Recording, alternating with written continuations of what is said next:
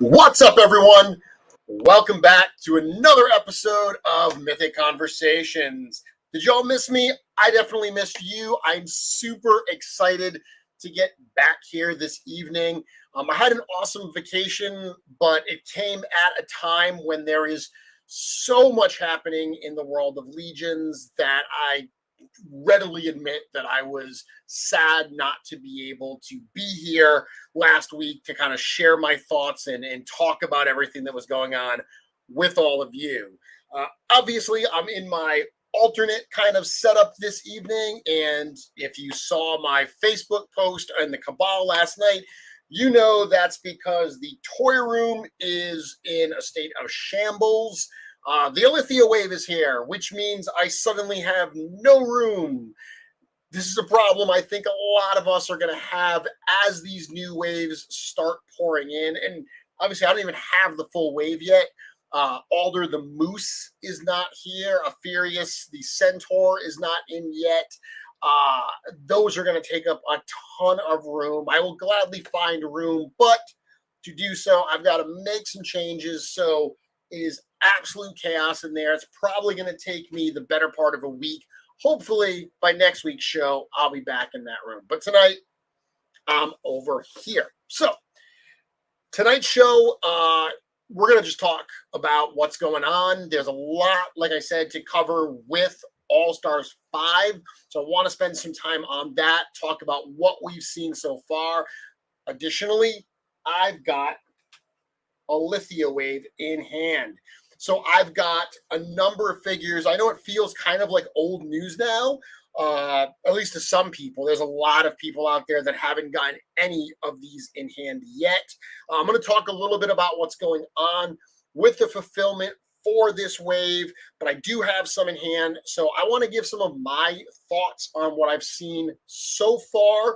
And I want to show you some of the customs I've started doing with these figures. The Illythia wave, as we all know, features a ton of new parts. And really, as a customizer, having access to some of these new parts, especially the ones that are so different, like the leather, tunics, the torsos, and the leather gloves and stuff, it's really opening up a lot of doors to some new ideas. So really excited for that. I've been playing around with it, and I'll talk a little bit about that. Of course, it is Mythic Conversations. It's called Conversations because I want to hear from you. So hit me up in the chat if you have something to say, if you have a question, something to add, and I'll get to it throughout the show. My intro, I am Jeremy Gerard. I'm a Mythic Legions collector and customizer who also has the distinct privilege of being the director of sales and marketing for Four Horsemen Studios. That means that all the content you see at the official website, sourcehorseman.com, is content that I helped bring you. I said I'm a customizer. If you want to see some of my work, including some of the photos that I'm going to share tonight of the customs that I've been doing recently with the Illythia wave, best place to do that is at Mythic Customs on Instagram. I'm also here every single Wednesday night, and except for last week when I took a vacation, sue me. I'm here every Wednesday night doing this show live. It's available on replay right after. So thank you to everyone who is tuning in with me this evening. Quickly check out what's going on in the comments. A lot of people asking how the vacation was, saying that they missed me. Thank you very much for those kind words. As I said, the vacation was absolutely wonderful. Oh, look at Steven. Steven says, look at that beautiful face. Well, thank you so much, Stephen. Yeah, vacation was great. I spent 4 days up in the White Mountains of New Hampshire, up in the North Conway, Bartlett area. So I went up there and did some hiking for 4 days. And then we shot across to Ogunquit, Maine. I love Ogunquit, Maine. Nice beach town. And I parked my car and literally didn't move it for 4 days. Just let it sit there. And we were right down the street from the beach, two-second walk right over there. So just spent some time there eating some seafood and enjoying the beach. So really, really cool, really, really relaxing. But as I said, it was right in the middle of lots of stuff going on. So we're going to talk about some of that stuff this evening. Yes, sir. San Diego Comic-Con is going on right now. A lot of people are out there enjoying that. Obviously, Four Horsemen Studios is not at that event. Four Horsemen Studios did San Diego Comic-Con many, many years ago. Who knows? Maybe we'll be back there someday as the line has continued to grow. The idea of getting back out there has certainly some appeal. But interesting tidbit, G-Con, the online broadcast that Four Horsemen Studios do every single year, the one that they were doing before a global pandemic made it kind of what everyone had to do to convey information to their fan base. That was because they decided not to go to San Diego Comic-Con. Being an exhibitor at San Diego is a tall order. It's a lot of time, a lot of money, a lot of headaches to get out there. And what they realized, they've said this on G-Con before, is what they realized is their favorite part of G-Con was meeting friends like George Gaspar at the time, who's now over here as part of the studio, Nate Barch, all the friends and fans that they would meet out there. So what they decided to do was they said, you know what, we can just bring everybody to us. We're going to do our own type of event. They brought in, Ramirez. They brought in Nate. They brought in George. They brought in friends. Everyone gathered at the studio to do a live broadcast. That's really how G-Con started. Of course, we all know G-Con has evolved over the years. Now it's part of this whole epic Mythic weekend set of festivities that includes Intern for a Day as well as LegionsCon. Can you believe it? LegionsCon is now just about 15 weeks away. Absolutely blowing my mind. I kid you not. Right before I jumped on this video here, this stream with all of you, I got a text from Nate Barch. Nate is working on some brand new Mythic Legions artwork for the event. This artwork will appear on the show figure packages for the Furious Four, and there's a different piece of artwork for the Unknown One. I love Nate's artwork. I think the work he has done for Mythic Legions is absolutely stunning. And I may be a little biased, I'll admit that, but I think the work he did on these two pieces is some of his finest. It is so, so cool. I cannot wait for everyone to see it. Not only will it appear on the packages, it will be on like the show badges and all that stuff as well. So that's super cool. Obviously, if you're looking for information on LegionsCon, check out www.legionscon.com. That's where you're going to get all your information and where you can pre-buy your tickets. At this point, between the number of tickets sold and the amount of vendors and stuff that we're going to have in the place, we're actually about 4 times the amount of people we had at that first LegionsCon ever. It was just 3 years ago, because this is LegionsCon 4. So it's crazy that 2019, that was our first LegionsCon, and already we're 4 times larger than we were at that first one. And we're not done yet.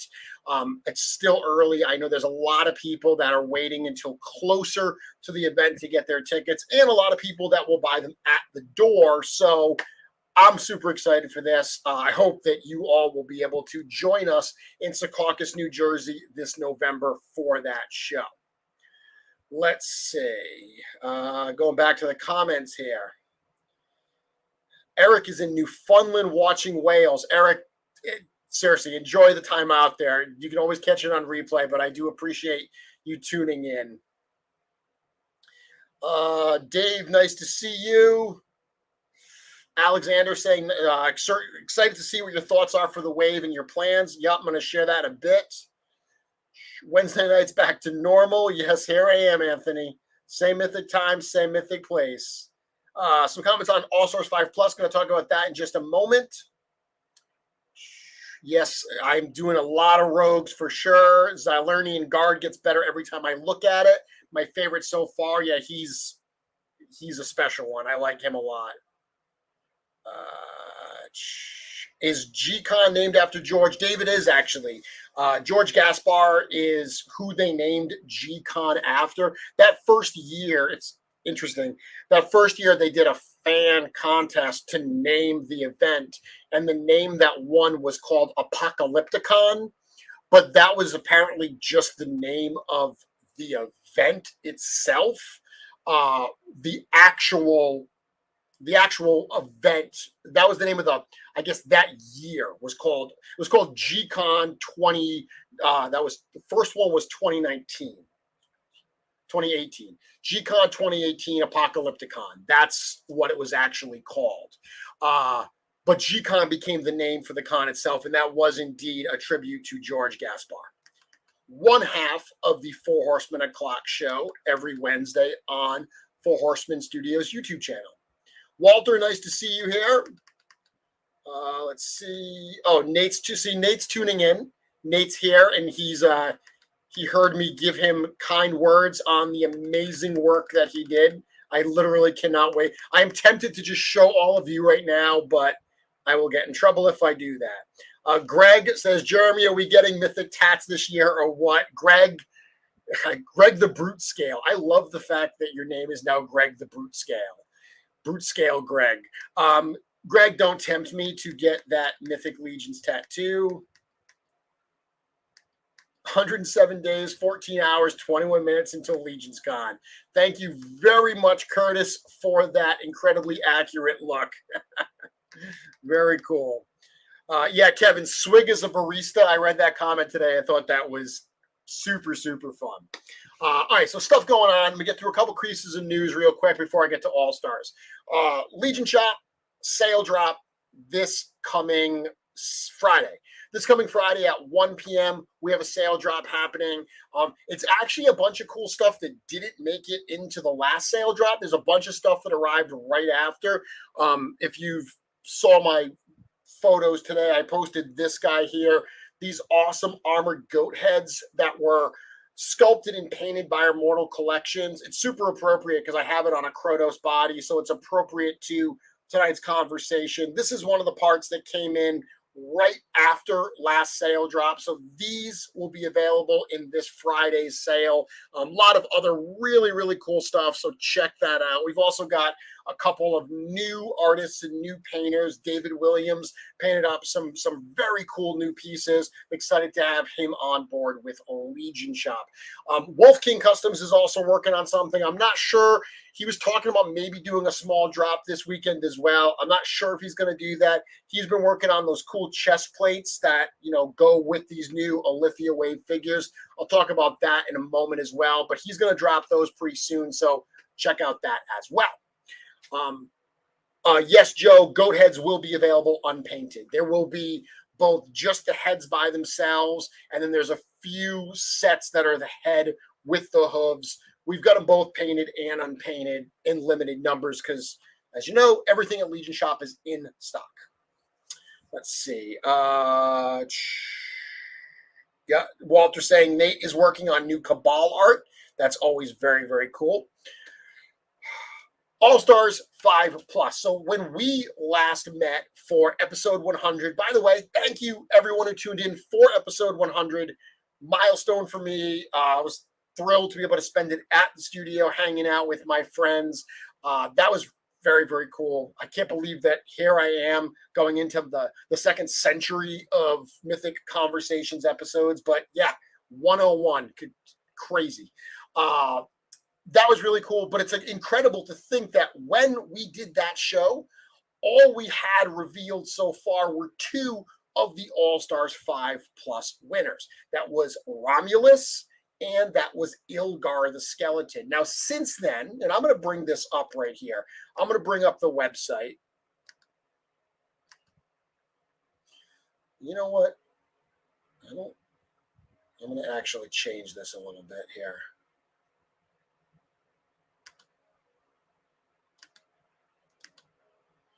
Share that a little bit differently. That's what I want to do. Okay. It's looking me in the corner. So after the reveal of those, we got Azar. So Azar, that one was revealed by Mr. Allen in the World of Toys, our good friend from the studio. I know a lot of people were surprised because they expected Silverhorn Sentry. And the reason people expected that, I have to kind of take some responsibility for that. Or more accurately, I'm going to blame Joe Vassapolo because it is genuinely his fault. If you remember, if you look back, there was an episode of Mythic Conversations that we did live from the studio where we were joking around. This was the earlier in the day. That was the one where Chris and I dressed up in the kind of like Roman, centurion. It was I'm drawing a blank there. Spartan. The Spartan type costumes. We had those on to tease the fact that Romulus had won. That on that particular show that night, Joe, we were messing around, we were popping and swapping figures, and Joe came out with a helmet that had antlers in it. That helmet just happens to be in the studio. He actually wears it from time to time just to kind of be silly.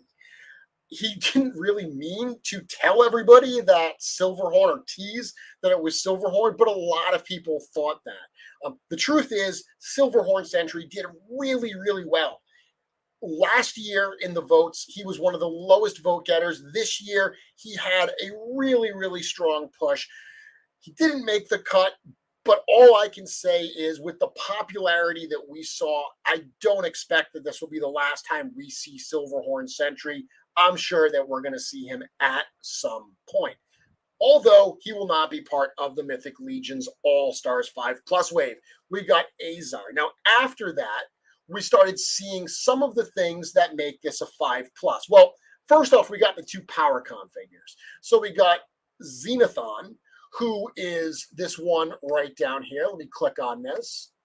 So we got this character here. All of these photos, thank you very much to the wonderful Trevor Williams 1/6 shooter for all of these wonderful photos and for all of the work he has done throughout this reveal process to try to get these images ready so the reviewers have them available to use to show, and then we can post them on the website.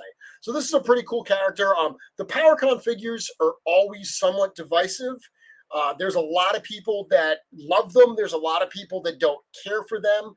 I've said many, many times, I tend to not display the PowerCon figures as is. I tend to display, the pieces of them. I use them for other things. In this particular case, I actually really dig the alternate head. I really dig that gray orc looking head that we first saw on Vorthog. I also love the gray limbs on this figure. I think that's going to be super, super cool from a customizing standpoint. Number of people have actually said that if you get this figure and you have a spare Lord Dragool, you can even swap in the gray limbs on Lord Dragool to make more of a toy accurate version of that tribute figure. So that's kind of a cool option as well. This is the first one that came out. The second one, and I'll go back here, is Oketios. So this one was actually revealed on LegionsCon. So I had a role to play in that. Lord Steven, Travis, and myself revealed this character. Another kind of left field choice. I think a lot of people this year were very much expecting Beastman and Fisto, right? They were expecting versions that are similar to those characters because a lot of people saw the Magnus head and they said, oh, that would make a good stand-in for Fisto. They saw the first, part on Krampus and they said, oh, that could be used for a Beastman. Sure, but, maybe there are other plans. Who knows? These were planned out quite some time ago. And I loved the fact that they caught people by surprise. I think that's really, really cool. They're different kinds of figures. Like I said, they're not everyone's cup of tea. I will tell you, as someone who works to promote this line, the PowerCon figures are great. They bring a lot of new fans into the line. The amount of people that you hear from that say that, oh, the first ever figures that I got were the PowerCon figures, it was Chrono or whatever, definitely cannot ignore what they do for the line in terms of bringing fans in. So if they're not your cup of tea, if you think that the colors don't really match with Mythic Legions, it's one of the great things. You don't necessarily have to buy every single one. I think every single one has value, and there are some very cool parts you can use, even if you don't love the figures as is. One really cool thing about both of these figures, I will tell you, is Xenothon comes with a pair of wings. Okatios comes with those extra arms. Both of those have the kinds of parts that you would see in a deluxe style figure. They're both going to be standard priced figures. So both of these are going to be at the $37 price point when the pre-order goes live. That's a lot of value right there. If you think about that Xenothon figure, you're basically getting those wings for free. That is a super, super cool value for that character. Now, before I go to the Zylonian Guard, which is the first of the new figures that have been revealed, let's talk about the Heads Pack. So this Heads Pack was actually unveiled on Monday night on the Legions Lounge show. Trevor Williams, Nate Strong, and Bill Junowski debuted this. A really fun show if you want to watch that. They had them enhanced. They were able to pop them on figures and stuff.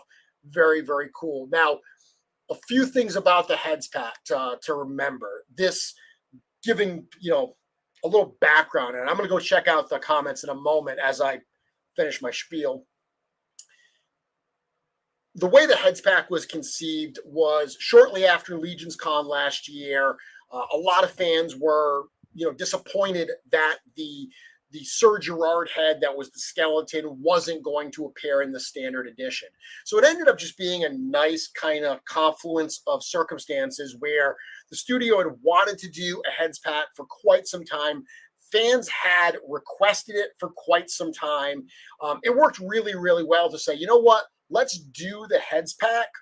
And at the same time, let's get that skeleton Sir Gerard head in that Heads Pack. Well, we know, of course, that head was accidentally included with all the standard versions. And I know a lot of people don't think that was an accident. They think that we're running some long scam or whatever. It's stupid to think that we would do that and make ourselves look foolish. Absolutely wasn't intentional, but believe what you will. The point is that the need to put it in the pack wasn't as, valuable, I guess. So when we started planning this out, the decision was made to, you know what, instead of putting that head in there, let's use that spot for something brand new. So that's what happened with that vampire, that open mouth vampire head that made it into this. Now, that is a head, and this is going to be something that is relevant for a lot of the line, a lot of this wave. There's a lot of new parts in this wave. There's a lot of new heads and so forth. If you've ever heard, the studio talk about producing these toys, they talk about tooling. So tooling is the process of actually, cutting the steel molds at the factory so these injection molded parts can be made. Tooling takes a fair amount of time. It is why a wave with a lot of new tooling, like Cosmic Legions or Poxis or so forth, take a bit longer to get produced than like an All-Stars wave would. Case in point, the Illythia wave figures are just starting to ship now. However, the Illythia wave figures were first solicited 6 months or 5 months before All-Stars 4. Illythia is just arriving now. All-Stars 4, that was fulfilled quite some time ago. A wave like All-Stars 4 that includes no new parts can be produced much quicker than a wave that has tooling. Well, the great thing about All-Stars 5 Plus is it is the best of both worlds. There's a lot of new parts in it that are going to create some new looks and some new characters, but all of these parts have already been tooled. When the factory has been, doing their waves, and this started all the way back in Advent of Decay, they started adding additional parts to the tooling that weren't actually included in that wave. And the reason they did that was so they could put out new characters and new parts and not have all of that tooling weight. Wouldn't you know that in the Advent of Decay wave, the Thalon Frostbow head, the Thump and Thwick Goblin heads, the Torgon Redfin head, those were all produced during the Advent of Decay tooling period, but they came out much later. Even more crazy, we're going to talk about him. This is, and let me, more a second here. Pull this down for 1 second. This is Baron Valagar 2, one of the figures we're going to look at tonight. I remember first seeing this head at the studio when I went there for intern for a day back in, what was that, 2018, May 2018. This head was actually tooled as part of the Advent of Decay wave, but we didn't get it in the line until like 3-something years later with the Illythia wave, and it's just showing up now. So that idea of tooling stuff in advance so it's available is actually something the studio's been doing more of, and it's a big part of why All-Stars 5 Plus became the wave that it did. All-Stars are great. They're super popular with fans. Excuse me, time for a quick drink. All-Stars is super popular with fans, but the one downside to All-Stars is outside of a couple PowerCon figures, they don't infuse anything new into the line. So the goal of All-Stars 5 Plus, the whole reason it's 5 Plus, is because it goes beyond what a normal All-Stars wave would be. And as we're starting to see, that means getting brand new figures, brand new characters, brand new parts in the line. But because it's already tooled, the cool thing about that is that we don't have that incredibly extensive weight. So that is definitely an advantage. So back to the heads pack, that vampire head already exists. Now, we did a fan vote for this. Fans were able to choose from a variety of different heads. The two heads that they chose were the female warrior that was first seen with Gwendolyn Heavensbrand and Delphina. That is the female head you see here that was repainted with that reddish here. And then the dwarf. That dwarf head that we first saw with Joran Runeshaper, that was a winner as well. The reality is the cat, or the Jagualian, and the demon were votes number 3 and 4, and they were super, super close. So when we started planning out the other heads to include, it didn't necessarily make sense to go outside of the choices that fans had access to just because those didn't win. They came so close. We had cool ideas for them, so it made sense to put them in. And then the Bog Goblin is, quite frankly, something Eric really wanted to do. He really liked the idea of repainting that Bog Goblin, that Hellfire Goblin, that open mouth with the long tongue. That head first came with Hellfire Goblin. He wanted to do that for Bog Goblin colors. Now, I've seen a number of people asking, what can I use these for? Where can I use these figures? So I quickly put together a list for myself of some of the ways these pieces can be used. One thing to think about it, especially with the cat or the demon, I saw a lot of people being like, well, the demon would work great on the new Krampus body. And it absolutely does. They showed that off today on 4 Horsemen O'Clock, how that looks.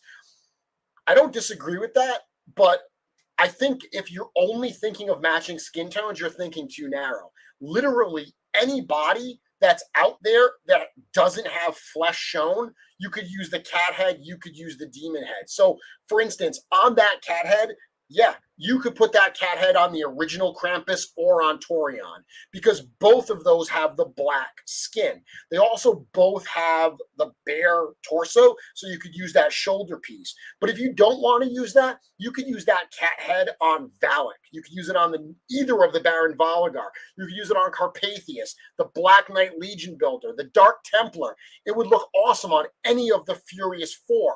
The Unknown One. Those are all the LegionsCon figures. Sir Gerard, Magnus, Lord Bardrick. Any of those figures, that head would look really cool on. Let me show you this. I put this together earlier today. This head here, this is not the Panther head from the heads pack, This is just a Black Panther head that I painted years ago. I threw that head on a Valak body, and this is literally a Valak body with just that fur collar piece from the new Baron Valigar. Super, super simple. And that is a very cool, I think, way that you could use that head. Let's see what's going on here.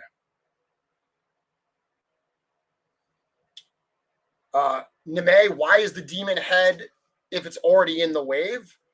Because it's a cool head and it was really, really close to winning the vote. So we put it in. And there's a need for it. Every one of the heads that we included in this wave were included because there are parts that are going to be coming out for it that people can use it with. The fact that that head could be used with the Furious Four, that head could be used with the Krampus, definitely made it a desirable one to include in this wave. And not for nothing, it's something fans have requested since the very beginning of the line. Since the first showings of Azar and Zazar, people did Photoshop work on that demon head to say like how cool it would look in red. And yeah, some people are saying, oh, it would look cool on Sir Gerard. I wrote down red Krampus. They showed it on Belphegor. The red's a little bit off on Belphegor, but I think that if you use the net collar on Belphegor, the separation of the head from the torso wouldn't be too bad, and it would actually work. Furious Four, Vorgus Vermilius, Sir Gerard, Black Knight Legion Builder. Black Knight Legion Builder has that red strap, right? Just that one little splash of red. Throw that thing on a Black Knight Legion Builder. That'd look awesome. A Templar. The red in the cross, the red in the head, Magnus, Dark Templar, any of those, I think that head would work really, really well. The Vampire, Valak, Baron Valigar, Carpathius, Black Knight. You see, I'm saying a lot of the same ones here because a lot of these figures, I think, work really, really well. You could take Varg, right? So this Varg character here, if you pull this apart, take those dwarf legs off, put some regular size legs on, put that vampire head on this, and you have this, bare-chested, muscled vampire that's all angry. That's going to look super, super cool. For the dwarf, you could literally put that on any dwarf figure. The Deluxe Dwarf Legion Builder that's coming out, that would look great on that. Krotos, you could put it on. The female, they showed it on Hadriana today. That, I think, is a really good look. Faustia, any female knight would work well with that. Both the female and the orc sets that are coming out, actually not the orc, it's got bare limbs, but the female elf set that's coming out, that would work really well with that. And then finally, the Bog Goblin, that would work great with any dwarf as well. And one thing to keep in mind is everyone's thinking about what's available now. We know what's coming.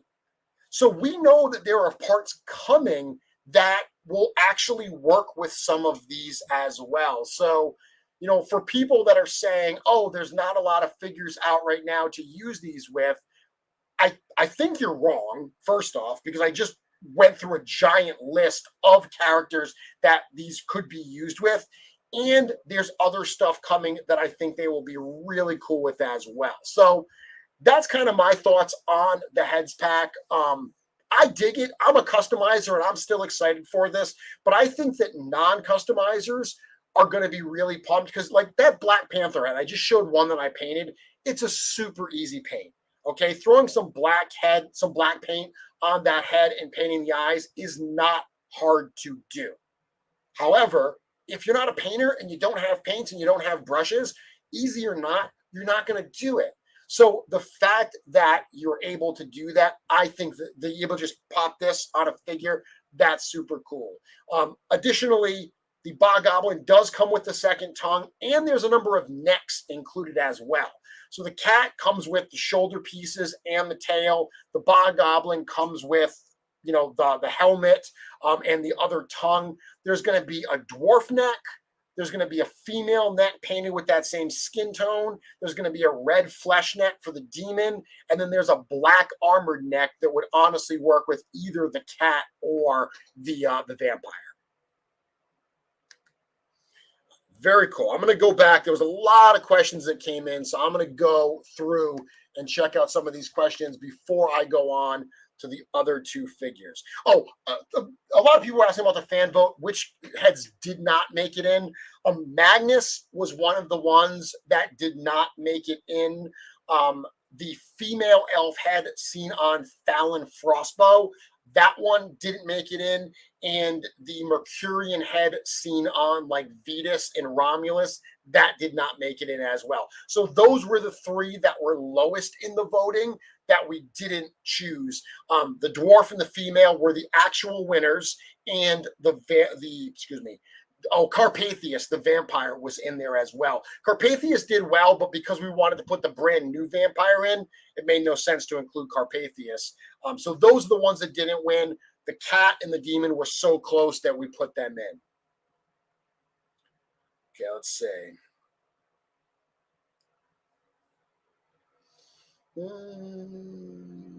Let's see. So I'm just going back.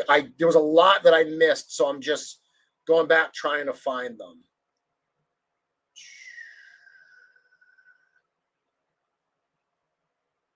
Okay, I think I'm back to where I wanted because people were talking about the Silverhorn Sentry, and that was quite some time ago. Hedgehog saying, Trevor's photos are always amazing. They always get me pumped for the figures. I cannot agree more with you. I get to see them before everybody else, and whenever Trevor sends me a message saying stuff is up for you to go look at, I get genuinely excited to go see his work, even if I've seen the figures. So it's not like I'm seeing the figures for the first time. I know what they are, but seeing his take on them still gets me very excited. Let's see. Hedgehog saying bright colors are my favorite part. Like I said, something for everybody. Joe Vassapolo saying if I don't like a figure, I get two of them. Two or more. I love it. Let's see.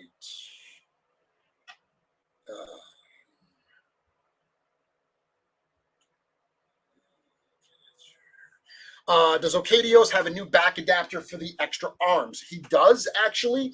It's the same back adapter that comes with the Illythia figure. So the Illythia figure does not just have like a back adapter with the arms plugged in and then others plug into her shoulder pads. She's got a brand new back adapter, and that's what Ocadios has as well. Hold on one moment. Let's see here. So you can kind of see it here. You can see that it is a new back adapter, and it's got 4 arm attachments. That is a new piece as of the Illythia wave. So that is what comes with this particular figure to display those 4 arms. Let's see.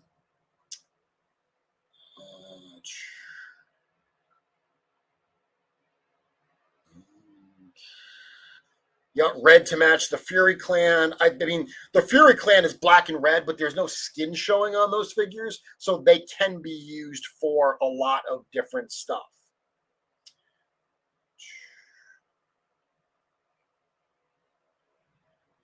Yeah, Dorkley, a good point, says, I love how All-Stars is by nature a reissue wave, yet people are complaining about reuse in the wave. The funniest part is this is the only All-Stars wave with brand new parts. I mean, I love seeing new parts, but I mean, if you've been around Mythic Legions for a while, I think you know that this line is about reusing parts. And a lot of the parts that we're seeing, I mean, you can't complain about reused parts for the actual reissues. Those are not reused parts. That's just reissue figures. I mean, Romulus, Ilgar, and Azar are like, what, $300 figures on the aftermarket. So getting another crack at those, I think, is really, really cool. Again, the PowerCon figures, they are very, very specific.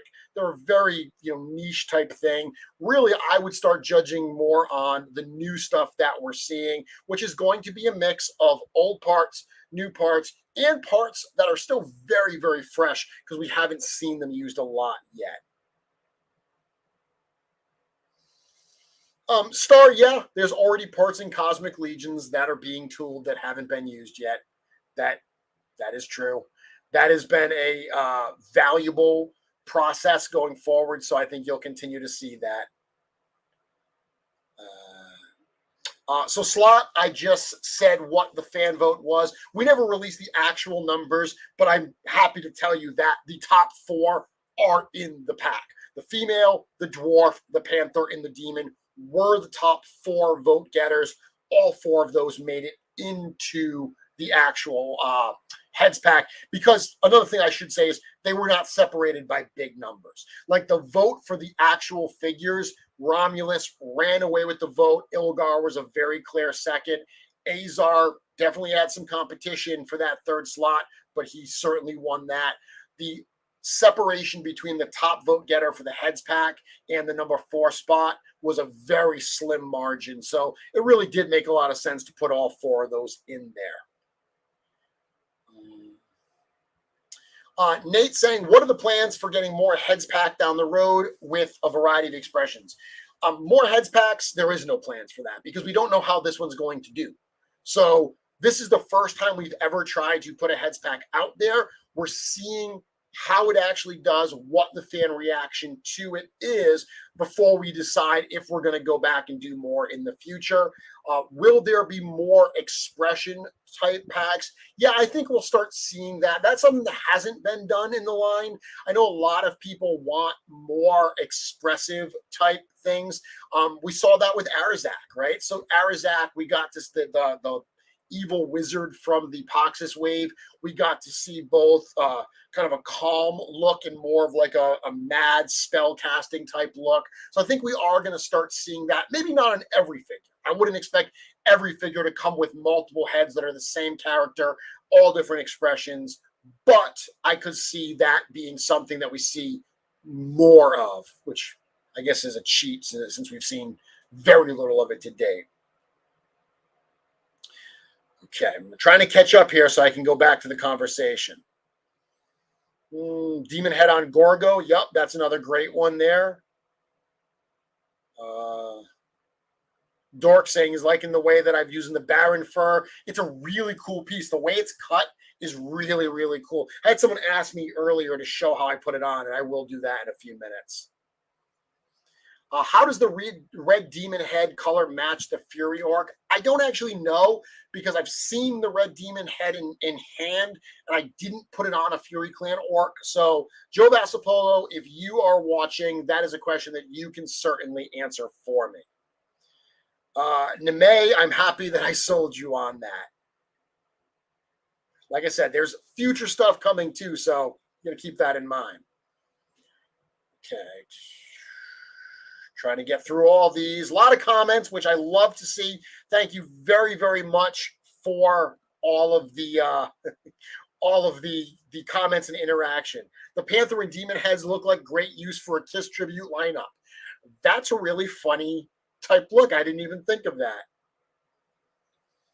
Yeah, Joe, this is a great point. You know, Joe Vassapolmo says the pack is not geared towards advanced customizers. It's meant to encourage play in general at every level. And I think that is a really great way to put it. I was talking to a fellow customizer today, and they were mentioning that, you know, they didn't love the heads pack because some of the stuff they felt that they could do very, very easily. And I think that while I agree with them, Joe's point here is very well taken, that this is something to try to encourage people, because fans will swap heads between a figure. They'll put on, you know, one of the heads it comes with versus the other. But going cross figures, that's where you definitely start having some fun. It's one of the main reasons why we designed the Furious 4 set the way that we did. So a heads pack like this, encouraging even more of that, I think is going to be a lot of fun. Okay. Can we know the price of the head pack? Do not have that information to reveal just yet. We are working to get all of these prices together so we can let everybody know. Man, digging through all these.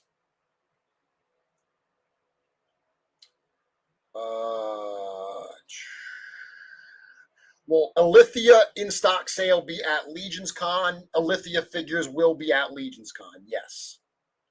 Absolutely. Joe saying the red is a little brighter on the Fury Clan orc, but the armor separates the flesh enough that it goes really well together. Very cool, and I am caught up. That means that I can talk about the other new figures that we have seen in this wave. So let me share my screen here. This reveal was done by my friend D Amazing. He dropped this on Saturday, and this is one that fans really, really love. This is the Zylonian Guard. So this is the first figure in the wave that shows some brand new parts. So the shield that we get on this figure and the helmets, the heads that we get on this figure are brand new. This is an example of stuff that was tooled some time ago that is now available. Love this figure. It also uses some brand new parts from the Illythia wave in those lower leather style boots, the leather style gloves. Now, two different heads, and you see it here in the accessory photo. It's the same head sculpture, but it's painted two different ways. So this character, the bio for this character talks about him or them being part of guard units that are stationed along the borders of Zylonia.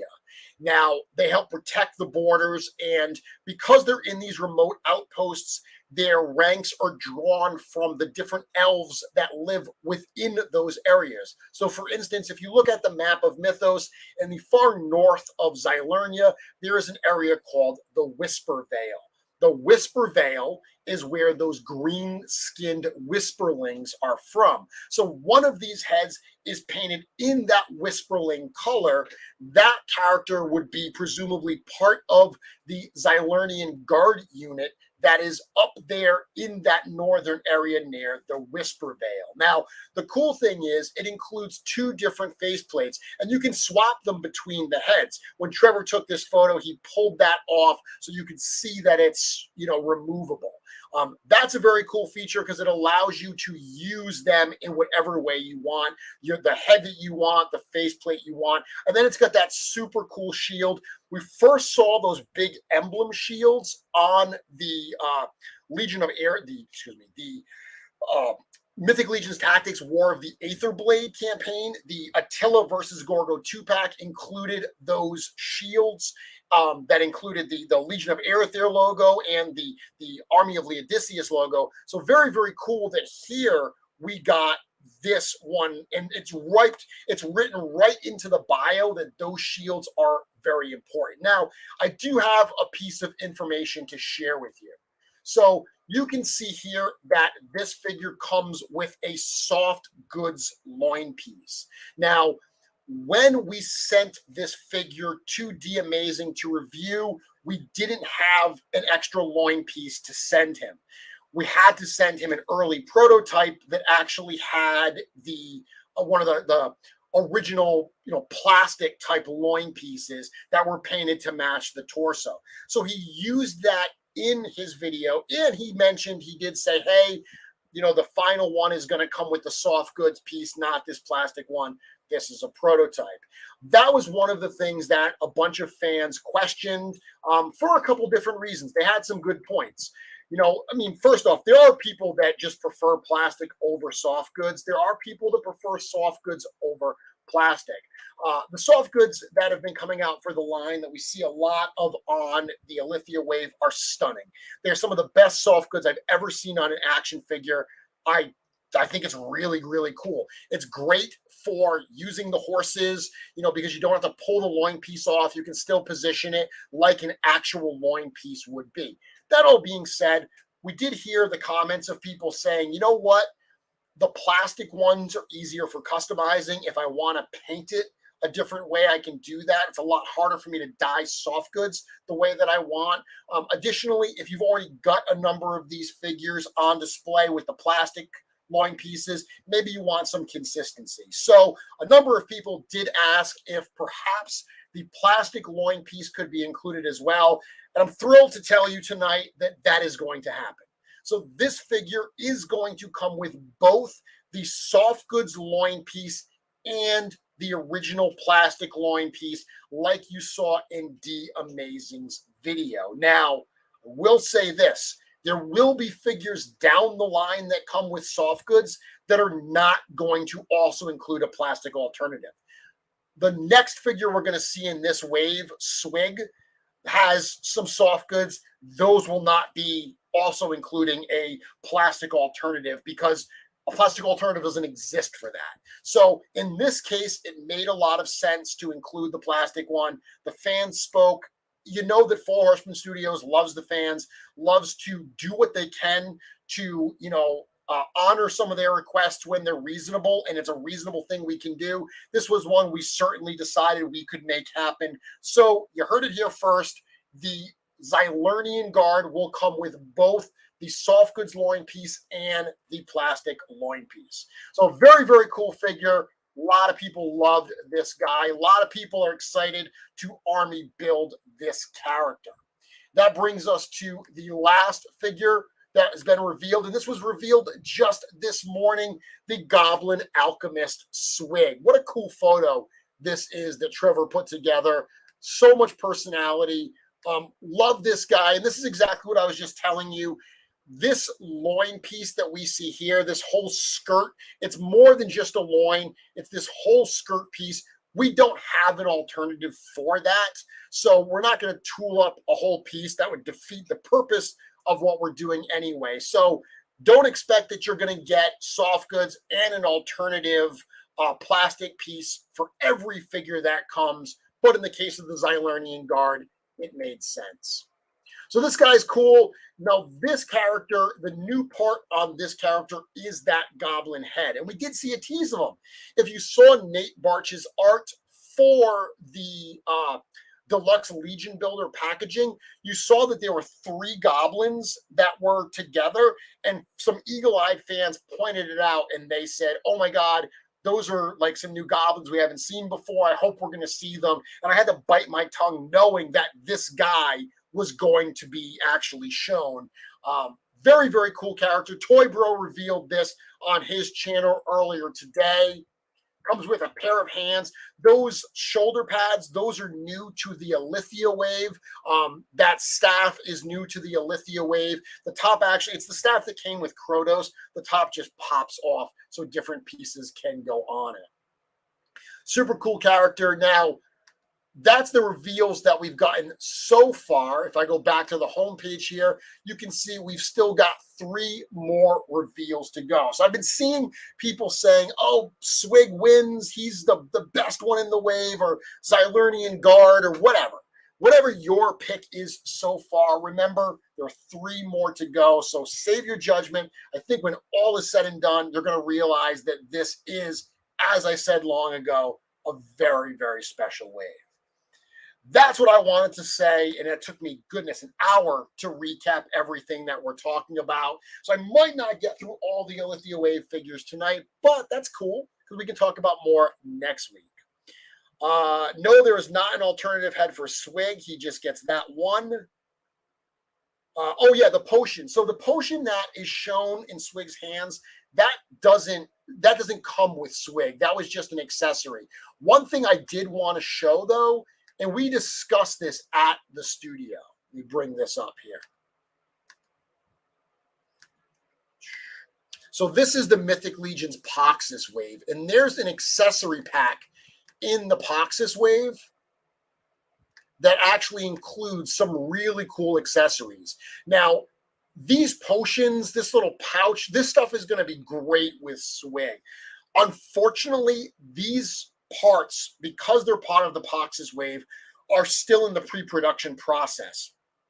These are not ready to go just yet.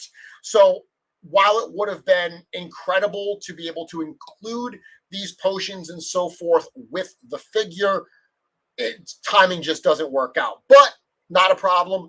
Anyone that bought this accessory pack, you now have an ironclad reason to use those pieces with Swig, the Goblin Alchemist. Okay. Let's see.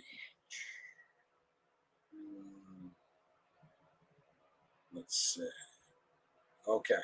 So people reacting positively to the plastic loin pieces inclusion.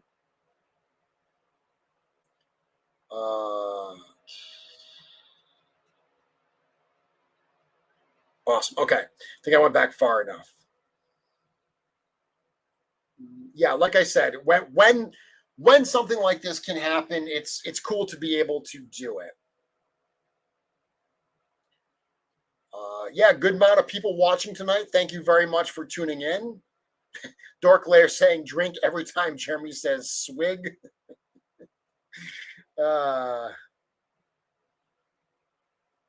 Love this guy, my favorite of the wave. Can never have too many goblins. Price on swig, he's a standard figure. He'll be $37. Yeah, potion, I mean, yeah. Going down, trying to get through all these. Rosedale saying, I work at Michael's and we have mini potion bottles like that in our jewelry section. So if you can't wait for the Poxus wave for the accessory pack, there's an option there as well. Okay, cool. So that's what I want to talk about with All-Stars 5. Stay tuned. 3 more reveals to go. The pre-order for that is next Friday. Next Friday, July 29th at 12 p.m. Eastern on StoreHorseman.com. That's when that goes live. We haven't announced the end date yet, but I can tell you that it's going to be at the start of September. Okay, I don't know the exact date, but you're going to have literally all of August to get your orders in for this. If you're going to PowerCon, by the way, PowerCon is August 5th through 7th in Columbus, Ohio. We will have the prototypes for all of these figures on display at PowerCon. Trust me, there's going to be a lot of cool stuff on display at PowerCon. Speaking of shows, I need to mention this. Next Sunday, July 31st, I will be at a show representing Four Horsemen Studios. I'm going to be the only member of the studio there, but I will be at a show called ChrisCon that is in Taunton, Massachusetts. You can check out my Instagram page, get some information on that. It's also on the events page for Four Horsemen Studios. ChrisCon, I'm going to be there not only showing off some custom figures, having some Legion shop stuff, but I'm actually bringing a number of Mythic Legions figures for sale. They will be sold at standard Four Horsemen show prices. Want to set expectations, I will not have any Illythia figures, okay? I brought these cases with me before Illythia arrived, so please come to ChrisCon. There's going to be some cool stuff there. Obviously cool stuff at the Four Horsemen table, but beyond that as well. But don't come expecting the Illythia wave because sadly it won't be there. Will it be at PowerCon? I don't know yet because we haven't packed that truck. We'll have to see. Very cool. Yeah, Dork Lair will be at ChrisCon as well. Very cool to see him. So on to the Illythia wave figures.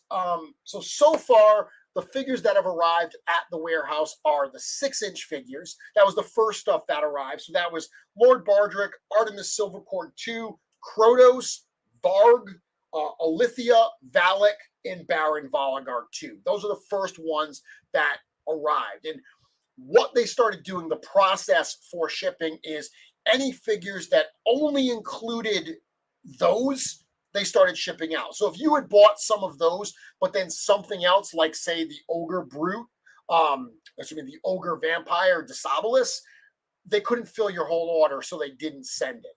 The only thing they did is if you ordered, say, an all-in and then like an extra Varg, they sent you the extra Varg, because all-ins always ship by themselves in a solid case. They come in, they slap a label on it, they send them out. So they would have had to send your Varg separately anyway. So if you ordered an all-in plus some extra figures and the extra figures had arrived, they sent those. Now, this week, or I think it was last week, the Ogre Scale Brute Disabilis arrived, as well as, let me grab her, as well as Phobos, the horse for Illythia. So orders that have these are starting to ship now as well. They also got in the actual Illythia Phobos 2-pack, so we're starting to see those hit as well. So the next stuff that comes in, I'm not sure what's on it, but that's the process, is They're just filling as many orders as they can with the items that are in stock. And I'm not just saying this because Joe is watching my show. Big round of applause for the warehouse team and the work they are doing.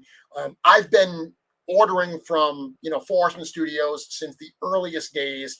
We have never seen orders of this size, nor have we seen shipping efficiency that we are seeing now. So big thank you to that team for getting these orders out there.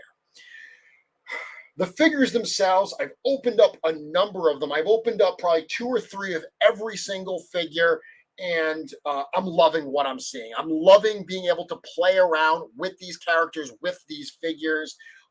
One thing I will address is I have seen some people saying that the figures are loose at the waist, that they're popping apart very, very easy. This is something that we have discussed at the studio. We have seen people talking about it, and we've opened up a lot of these. We've opened up lots of figures from a lot of different cases. We've definitely seen it, but it's an incredibly small minority. Most of these figures do not have a situation where they pop apart easily. Do they pop apart easier than some of the older waves? Yes, they do. And there's a number of reasons for that. The new torsos, the way that they're made, there's a little bit less of, a wall of plastic there because of the removable chest plate. That certainly has an effect. The plastics being used certainly have a different effect, but the figures themselves they're not just falling apart. Okay. I have seen some. We have opened a few that are looser than others. It's a really, really easy fix. We did this with a bunch of figures just today, actually. What we did, and this is super, super simple, is we took a Post-it note, right? You know those little pads with like a sticky bar at the top, rip off little note? We took that and we just ripped off a little piece on the end that has the sticky part. That's all it took. That little piece of paper, what we did was we just popped that little piece of paper in here and then boom, put it back together, and the fit was firmer. The fit was more solid. So what that shows you is the difference that we're talking about is like the size of a piece of paper. It is a tiny, tiny amount, right? So if you've got a figure that's a little loose, give that a shot. Because I can tell you that posing some of these figures, like posing this figure right here, if I bend him, he pops apart easier than I've had some figures pop apart in the past. But as I'm playing around with these, as I'm posing them, as I'm certainly have them on display, they're not falling apart. So I've seen some people who haven't gotten these in yet that have expressed concern that there's like gigantic quality assurance issues. That's not the case at all. Rest assured, we've seen samples of these figures for, heck, well over a year now, and we haven't seen this problem. Real easy fix. Another thing that some people I know are doing is they're taking like a little bit of that like Teflon plumber's tape and they're putting a tiny little piece around the ball just to give it that little bit of extra tension to hold it together. Certainly not required on all figures. I've probably opened 20 figures and I only think I have one that possibly that would be a benefit to it. And even that, it's marginal because it's not a problem unless I'm trying to pose it in really crazy ways. It's totally fine. So I did want to address that. If you do have that problem, give that a shot. That little piece of paper in there, a little bit of Teflon tape, that should give just a little bit of friction that it needs to hold it together a little bit more. But rest assured that most of these figures, the vast majority of these figures, don't have this problem anyway, so you won't have to deal with that. That being said, we are certainly talking to the factory about it, just like with the ogres. Remember when the old ogres came out and the hips, the way they had engineered the hips were causing some problems? This Disabolus is the first figure that I have, the first ogre figure I have with the new hips. I know some people have gotten Archimedes recently from Big Bad Toy Store, and he had the improved hips. Absolute improvement and a perfect example of a running change that we've done at the studio on figures because we found an issue that could be improved. So we're always looking to improve. We're certainly going to see if there's anything that can be done with these new torsos with the ball piece to make it an even tighter fit. That is still easy to pop apart. So if you do want to swap things around, you can do so. But if you have that problem, that's a fix. Let's see. Idiot figures. What about Tactics 2-packs? Those are actually being fulfilled by the game team themselves. So I don't have an update about those because those are not coming directly to the warehouse. What will be offered at ToyCon, New Jersey? Dude, that's in October. That is way far away. We got to get through a couple other shows before we can even think about that. So here's a good one. Brian says, my Artemis was popping apart easily, but I found the soft goods weren't aligned quite right. Once I fixed it, she stays together. I mean, that's an important part too. Something could be misaligned or it could be heat. I don't know about you, but it's hot as heck over here where I am right now. Heat is going to affect these figures, especially if you pull this right. If FedEx pulls up and you're excited and you pull this box and you open it right away, those figures are coming off a hot truck in the heat. That is going to affect the figures as well. So allowing them to cool to maybe, a lower temperature, that might help as well. People asking about BBTS. Yeah, street date, I think right now is September 19th for the Illythia wave for retailers, Big Bad Toy Store included. Let's see. Okay, cool. So the figures that I've been playing around with, obviously like the Valak in the Lord Bardrick, these were two of the first figures I really started playing around with because they have these new parts, these leather arms, these leather legs, the fabric upper arms and legs. That's something that I really, really got excited for, being able to mess around and pop and swap with those type of pieces. Because up until now, all we've had for limbs is either bare limbs like the barbarians or armored limbs like essentially everybody else, right? So getting these fabric limbs, I think, definite, not improvement, but definite need that was filled for the line. So I've been enjoying messing around with those immensely. Let me look at couple figures, couple of the first figures that I did. So a couple of the first figures that I did using the Lord Bardrick, really as soon as I got Lord Bardrick in, I posted a shot of that kitsune, that old kitsune to the left here. That's a head that, honestly, we had finished creating quite some time ago, but I was waiting for the right body to put it on. It is sized to 1.0. So that is literally just that head popped on a Bardrick body. Not even a custom at all other than the head. The one over to the right, that uses the Mean Joe head we sell at Legion Shop. That one was actually painted by my friend Curtis Ackerman, or Ackerman. One of the things I like about this that I was playing around with is you can see the Lord Bardrick figure on the left has the green arms. That's how it comes. Green arms, orange legs. I love the fact that the orange arms that came with Krotos are a really similar color to the orange pants that come with Lord Bardrick. So that's a simple pop and swap there just to put those together. I think that's a really cool, super simple thing to do just to give you like a little variety there. So these are easy. These are super, super simple stuff to do that I think is going to be a lot of fun for this. Speaking of fun, I did a fun little thing the other day. Let me bring this up. I got to go and grab something here that I wanted to show everybody. So the other night, it's funny, I got all these figures in, right? And went on vacation. So I didn't have a lot of time to really mess around with these figures before I left. So this week was really my first opportunity to start really digging into these things. And the other night I had a few minutes, more than a few minutes. I had the evening, and I decided to have a little fun with something. So I'm going to bring this up here. Totally not what I wanted. Totally the wrong one.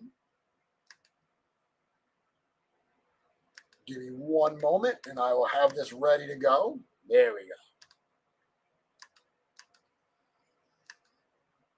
very professional here. There we go. Okay. So the other night, I posted this photo with these 4 figures. Valak and Baron Voligar, 2 from the new Illythia wave, as well as the Black Knight Legion Builder and the Sir Gerard figure from the previous offerings. Actually, they were both offered with the reinforcement sale that happened in January. So very, very cool. I took those 4 figures and I wanted to have a fun little project that I would do with them. I said, you know what? Just like I did previously, where I did the the alls, I think it was the All-Stars 3 challenge, where I tried to create customs only using those figures, no third-party parts, no other things. I wanted to do that here for these figures as well. So I took these 4 figures, broke them all apart, and put them in different ways. I did allow myself to do some paint, but as you can see, the only paints that I used on these were those 3 colors. I'm going to be honest with you, that black glossy one, the Craft Smart that you see there, I use that on 1 part, and I'll show you in a minute. The purple and the black, I use those, I mix those together to try to get a deeper colored purple to match the different customs that I was trying to create. So I took these 4 figures and I made 3 customs. Let me show you what I put together. Oops. These are the 3 customs that I put together. I'm going to dig into them a little bit more. It allowed me to kind of combine some of these parts in some fun ways. Yeah, Curtis saying, I did say that tactics would ship from the warehouse. I was incorrect in that, and or it changed since I said that. Apparently, those are going to be fulfilled directly from the game team. Back to this. So you can see here that what I did was the figure all the way to the left, the skeleton, that uses the Sir Gerard head, but it also uses the Black Knight Legion Builder armor, like the torso, the lower legs, the lower arms, but with the fabric parts from the Valak figure. So that's different because the Valak figure has the fabric arms and legs with the leather boots and the leather gloves. So I wanted to see what it would look like with armored type pieces. And I actually really, really dig how that looks. The only piece of paint on that entire figure is the helmet on the skeleton's head. I wanted that to be that black glossy color similar to the armor. So that is the one part that I used that black gloss on. The one all the way to the right, that is my Templar Vampire, or my Vamplar Knight. That's what I call him. So that is a combination. The upper arms and upper legs are from the Black Knight Legion Builder. So there's those black pieces. The lower, the leather gloves and the lower legs, those are the leather ones from Valak. And then I used the shoulder armor and the loin, kind of the waist piece from the Sir Gerard, along with the tabard parts from Sir Gerard. So I painted those parts. I painted the red cross, a purple cross instead. I could have easily just grabbed a Baron Voligar 1 and used those pieces, but I thought this would be fun to paint it like that. Obviously, the head and the cape are from the Valak figure. That brings me to the character in the middle, which admittedly, he's the first character that I worked on. He was the one I started with, and the other 2 were based on what I had left. So he uses the Valak torso and skirt type piece, those leather pieces, but I wanted to see what that would look like with armored parts. So the upper arm, actually all the arms, legs, and the loin piece, those are from the Baron Voligar 2. I used that cape kind of necklace piece, not necklace, but that scarfy type piece. I used that from Valak, and I used the armored head from Sir Gerard. And what I did was I painted all of the red purple to create this kind of vampire commander type look. Now, I did do alternate looks for all of them. So here's a shot of just the Templar commander. And because I used the Sir Gerard head, I had to also use the alternate Sir Gerard head. So for this one, I actually took it, but I did paint the fabric part purple as well, so that would tie in together. So these are my 2 looks for this character: armored head and the skeleton head. But again, minimal amounts of paint. So anyone that says, oh, I'm not a customizer, I don't know how to paint. These are 3 figures that, I'll be honest with you, the only part on these that was hard to paint was the cross on the Templar chest. That was the only part that required any kind of skill and steady hand. Everything else was drop dead simple. There is that Templar, that Vampler type character, so you can see how he looks here. And then his alternate head, I did use the head from the Black Knight Legion builder, that bucket head, but I painted the cross type area on the head purple to tie that in. And then finally, here is how that skeleton looks. Again, I really dig how, it's a simple thing, but I really dig how the fabric looks with the armored pieces. I think that's a really cool look. And the easy alternate head for that was just that knight helmet from the Black Knight Legion builder. So again, some pretty simple bashes to do with these parts. I didn't really go crazy on painting. A minimum amount of paint, as you can see, just use that. But I think I got some pretty cool effects on them. So this is the kind of stuff that I'm really digging doing, that I'm really having a lot of fun with this new wave. Wanted to show those off. Now, what else do we want to look at here? I just got this guy in. So this is a guy, the Vampire Ogre Disabolus. Haven't done anything with him yet because he just came in yesterday. I just opened him last evening. This is a character that, interestingly, was shown. He was teased a long time ago. I remember when I first went to intern for a day, that was before the ogres were released, and they had like prints of the ogres there, like some samples unpainted. And I remember seeing this head, and then I believe it was at that first, I'm not sure if it was at the first ever G-Con. I think it was, because the first ever G-Con was where they offered Soul Spiller for sale, but they showed stuff during that G-Con that was not part of the sale. And I swear that they showed a vampire ogre back then. It looked different because this was before they were working with C. Jessam, so the soft goods were different, but it's a very cool figure. I'm not sure. It's so distinctive that I haven't figured out yet how I'm going to customize it and what I'm going to do with my extras on it. I'll probably have to take off the soft goods skirt piece because it's so distinctive and so vampiric looking that I have to figure out what else I want to do with that. The horse just came in as well. One thing I will point out with the horse, I saw a lot of people really excited for this because they were like, oh, we don't have a black horse. I'm super excited to get a black horse. I think a lot of people didn't realize that he has a skeleton's face. So even like all of this tack stuff comes off. You know, this, you can pop all of this. Let me, hold on a second. Go right here. So I just want to show you that you can pop it all off. So you can pull all of that off and you end up with just this horse head, right? Which is super cool. But it's still going to look like a dead horse. But the reason I'm showing this is if you've got an extra head from a Balius or whatever, which, yeah, right, a lot of people are like, yeah, I got a ton of extra Balius heads lying around. I actually have one, but we'll see. But you could use that. You could put, if you want to take a Balius, you could paint a Balius head black, and you could put it on here. You could do it with an an Atheon as well. Athon, that would work as well. I'm just thinking Balius is a more generic horse, but that looks pretty darn cool. And the other thing that should be pointed out is this head. If you've got, like, for instance, the Equidron or Shadow Equidron, this head will fit on that.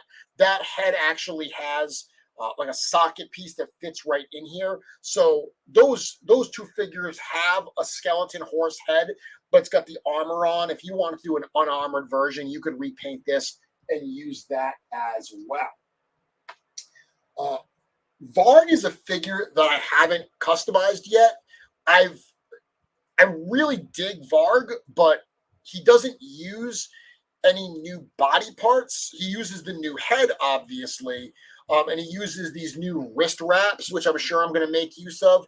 But outside of that, it wasn't like the Bardric and the Valak with all those leather armor pieces. Those were ones I really wanted to go to immediately. So Varg I haven't played around with. I have seen some people, as I said earlier, replace the dwarf legs with regular size legs and, take the wings off and so forth, to do like a full, almost like a mini version of him, right? You could almost, and that's actually kind of funny. You could actually probably do like, the bare-chested ogre and then like a mini version and make them like a little kind of tag team.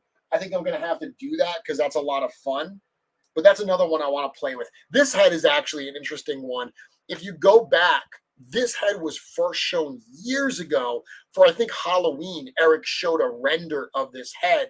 Didn't say what it was for, just kind of subtly dropped it, and we finally got to see it with this wave. Probably my favorite figure from a customizing standpoint so far is the Krotos. And even though Krotos has the dwarf legs, so he does not have the fabric legs, he's got the fabric arms, and this torso piece is just absolutely wonderful. The beaver head that I created quite some time ago, when I created that, I totally imagined it for this build, so much so that the few customs I did before my vacation included these. So I had done a beaver custom before, and then I did the second one, the one that you see to the left that uses the Krotos body. All I did was take the Krotos body, swapped out the hooves for some of the feet from the hands and feet pack, and then I gave him that custom head and that custom axe. I took these figures on vacation with me. So this photo was actually taken on a hike the hike is called Arethusa Falls. It's a great hike that I love to do up in, I'm trying to think where it is. I think it's not too far from the Bartlett area. I think the area it's in is actually called Hart's Location. But regardless, it's a hike that I've done a number of times. I brought these out there, which is a lot of fun to be taking pictures on the trail as people walk by. Definitely strikes of a conversation. But I brought those on vacation because I couldn't not have these figures with me in hand. Like I said, I had just gotten them. But I'm loving that stuff as well. I know some people are doing customs. They really want to do samurai with them. I think that is super cool. I'm going to definitely use those for samurais as well. Curtis was joking around that I used so many of those articulated icons, samurai figures in the past, and he said these are going to be my new articulated icons. And I responded that articulated icons are for 2.0. These are 1.0, so these are cool. Chad, their names, the beavers' names are actually Wally and Theodore, which are the two names of the two sons in Leave It to Beaver. So that was the silly reference I made for those characters. Let's see what else got going on. Looking at what I haven't shown yet. So I'm going to go back to the comments here and see what people are asking about. So Drew, I think Joe already answered it, but so everyone can see it. Does Varg have Dwarf Sive's arm or regular? They're just the regular arms.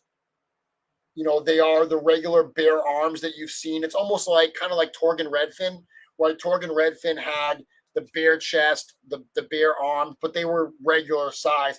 But he had the gauntlets like a dwarf would have. These wraps are small like that would be. Yes, Anthony's very proud, saying that I like the dwarf body vest best. Are the wing joints tight on that? Yeah, the wing joints are very, very tight. I don't know what you're asking, but yeah. I mean, if you try to position them like that, they're gonna slide down. You're not gonna be able to get them like that without some help. Just because the amount of weight that's over here versus that little joint, it's not going to work. I mean, I've been doing this since the birds came out. I always love to use the wings as another point of contact with the ground to help these things stand. Granted, Varg is a dwarf size. The dwarf figures are so stout, they stand very, very fine on their own.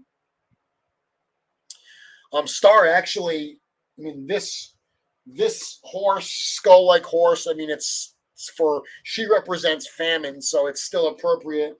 And I mean, the horse for the Poxus wave has got a skullish look to him as well. Joe, I know you wouldn't paint Balius, but what if you have an extra head like I do? I have an extra head. I actually have an extra head because of the Cosmic Customs horse that I did, where I put a skeleton head on Balius for my custom. So that's where my extra Balius head came from. Yes, Nate, the next Legions Lounge Pop and Swap is going to be insane with all these new parts. It's interesting because I will say this. Some of the first customs I did with this wave, those beavers that I just showed you, was not a lot different.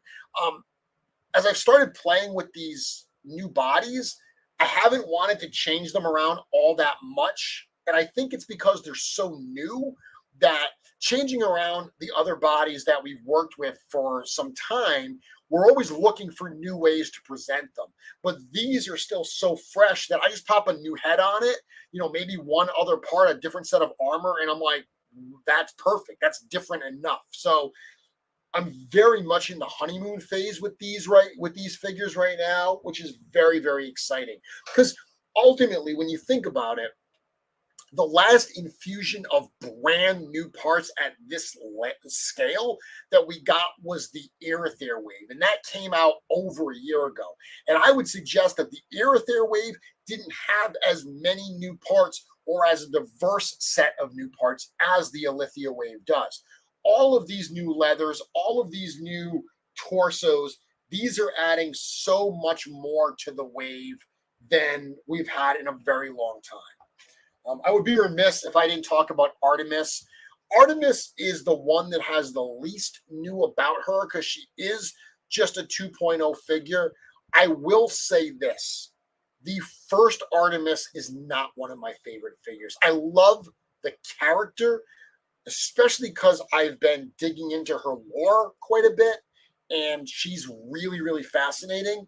However, that first figure with the really big wings and the big, crown, that's her coronation attire, and it's totally, totally appropriate, but I dig this look so much better. So being able to take a character that I really like, but a figure that's not one of my tops, and then do a figure that I think improves upon it in every way, I think this is one of the sleepers of the wave.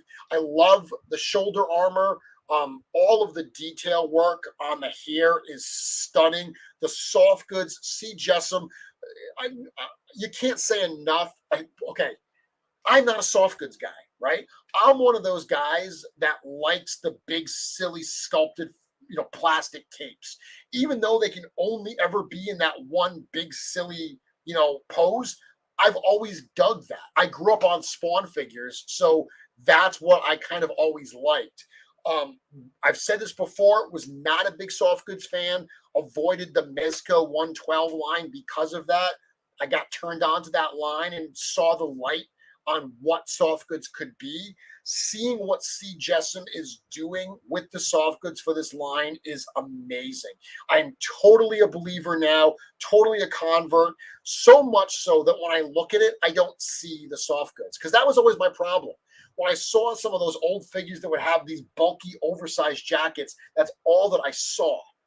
These figures now, the soft goods just blend so perfectly that they don't stick out to me. And to me, design that calls attention not necessarily to itself, but to the piece as a whole, that is very important. That is what these do. Another part that's really cool here, I mentioned the big wings. So on this version, you get these smaller wings, and they actually plug right into her back ports. So right into her shoulder ports, because the nice thing is this shoulder pauldron is actually on the strap. It's not plugged into her back. It's actually just part of the strap. So that opens up those two back pauldrons to put these wings. And it's basically her wings just folded back, which makes a much less space intensive display option. The head is brand new look, brand new crown, brand new hair. Love, love, love that figure. Who else? I think I've looked at I didn't look at Baron Voligar. So someone asked me earlier today to talk about how I got the Baron Voligar parts on. So really simply, let me pull them apart a little bit here. And I'll show you how I did it. So first things first, this is the way the soft goods look. It's got this large back piece and then these two parts that hang, these two pieces that hang down. So that is very simple. That I really just put right like that. So I allow the back piece to be in the back and I allow those two pieces to hang down in front. Next thing, the cape for Baron Voligar has these two holes that are, or four holes that are spread pretty far apart. So the way that I did them, there's a number of ways you can put capes on.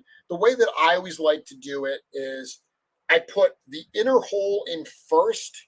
So I'm going to call the one that's closest to the outer edge the outer hole, and that one the inner hole. I don't know how well this is going to play on camera, but I put the inner hole on the peg first, and then I just take the outer one and I literally just fold it over and pop that in.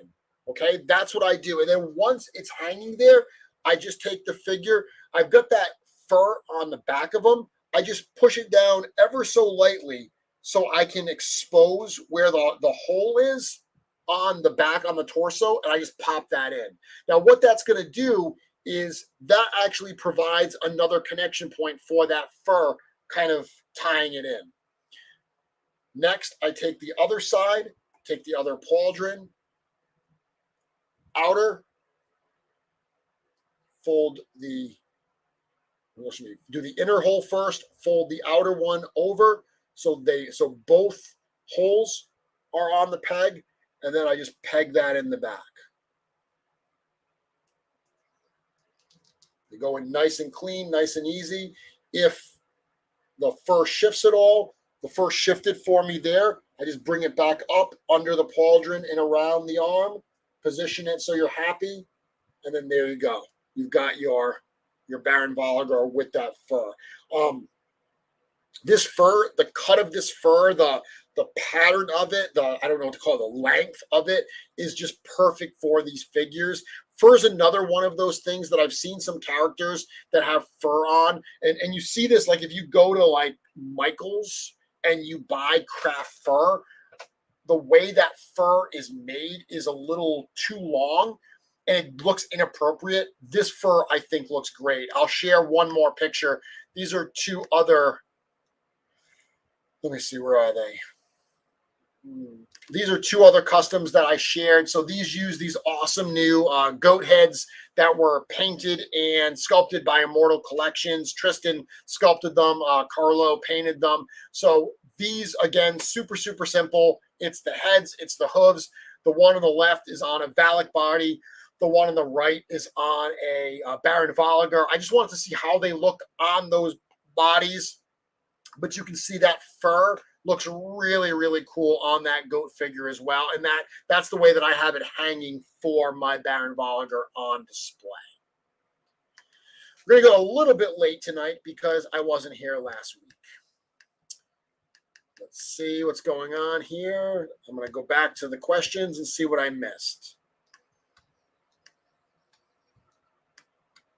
Someone asking about factories. Yes, different. There's one factory that does all the 6-inch type figures, and then there's one factory that does the larger type things. Okay.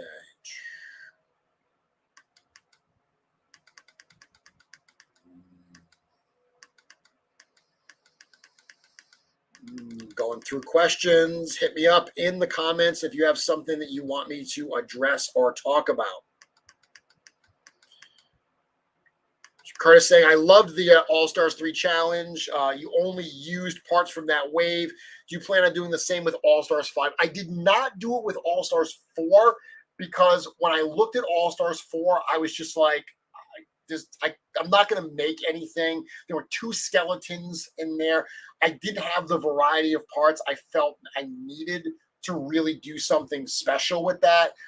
All-Stars 5 is almost a cheat because there's so much coming out. There's so much variety. Give you some sneaks. Yeah, Curtis, I really enjoyed that All-Stars challenge as well. I'll probably do that. This was almost like my little mini All-Stars challenge. The white body will be great to paint. See, Justin does amazing work. I agree.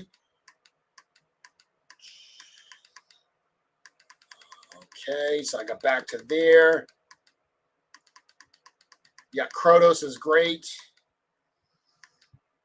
Yeah, Joe Vassapolo saying warm those wing joints. Yeah, if you have a hard time popping those in, give them a little bit of heat. Warm up. You always want to warm up the female port, not the male peg.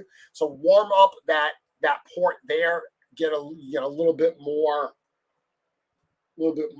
easier to pop it in without trying to force it in. Because if you force it in and you stretch the size of the hole, you're going to have a harder time getting a firm fit in the future. Okay. Joe Vaspolo also saying that wing adapters hold the wings better than the torso holes. That is absolutely true. I like the look of them in the shoulders because I think they sit at a more natural location. But if you're just going to position it on a shelf anyway and you are concerned about that, wing adapters do work better. Yeah, love the new parts. Yeah, I mean, that's another point. I talked about the soft goods. They're actually wired soft goods. I hadn't pointed that out. So, like, these new soft goods, this is a fully wired piece. So when you're displaying these, if you want a little bit more of a dynamic pose to it, when you're certainly taking photographs of it, you'll be able to get some really cool, I think, looks out of those pieces. Chris saying that pro tip, Joanne Fabrics has Legion style fur. Very, very cool. Did not know that. There is not a Joanne's next to me. Michael's is my go-to, so I'll have to hunt one of those down. Awesome. I am caught up. So it is 9:08 now. I did go through pretty much everything I wanted to get through tonight. Looking ahead, as I said, we still have some more All-Stars reveals. So that's going to be super, super exciting. They kind of teased a little bit today on the 4 o'clock show about when those were going to happen. So stay on the lookout for those. I really do think this wave is going to be something special when all is said and done. As someone who has never... All-Star waves have never been my favorites because while I totally appreciate the desire to get access to those old figures, anybody that has those old figures is going to likely be more excited for the newer stuff that could be released in other waves. So being able to put both of those things together in a wave that I think is going to have a little something for everyone, that's very, very cool. And I'm super excited for the reveals left to go. Yes, Star, it has already been an hour and a half. A lot of great stuff coming up again. We'll talk next week. I will be back. By that point, we will have seen all of the All-Star reveals. We should know all of the pricing. We should know all of the all-in price. So we can talk about all that next Wednesday as well. I will certainly be spending some time breaking these things apart and doing some additional customs. I started very, very small, so I'm going to start getting into some more complex stuff over time, and we'll be looking at that. Other than that, we'll talk about all the great stuff happening in the world of Legions. Thank you all very, very much for joining. I will be back here next week, same Mythic time, same Mythic channel. I will talk to you then. Have a good evening. Take care.